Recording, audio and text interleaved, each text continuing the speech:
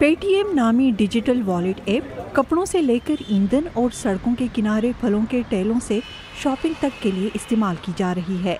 8 से 8 बरस कब शुरू होने वाली इस कंपनी ने इस तेजी से तरक्की की है कि आज इसकी मालियत $10 अरब तक पहुंच चुकी है।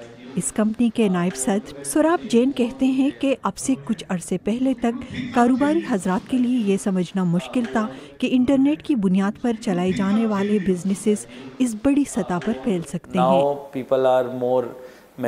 आज लोग ज़्यादा समझदार हैं। अगर आप ये कहें कि आपने कारोबार शुरू किया है तो लोग आपका एहतराम करते हैं। हमारे सामने ऐसी कामयाब मिसालें मौजूद हैं।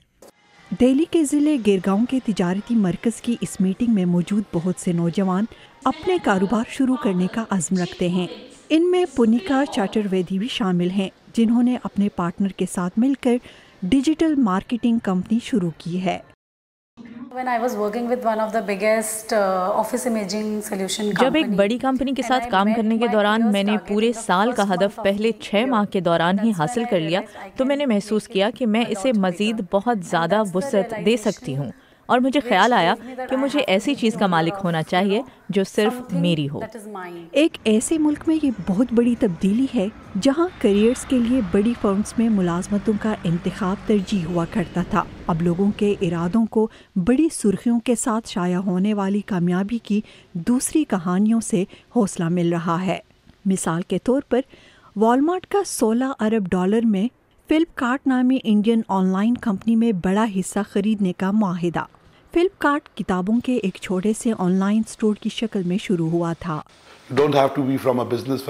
ज़रूरी नहीं कि आपका ताल्लुक किसी कारोबारी ख़ानदान से हो, ना ही आपका अमीर या किसी सियासी आशीर्वाद रखना ज़रूरी है। नए कारोबार शुरू करने का रुझान तेज़ी से फ़रोग़ पा रहा है और आइंदा चंद बरसों में इससे भारत की तरक्की में इजाफा होगा।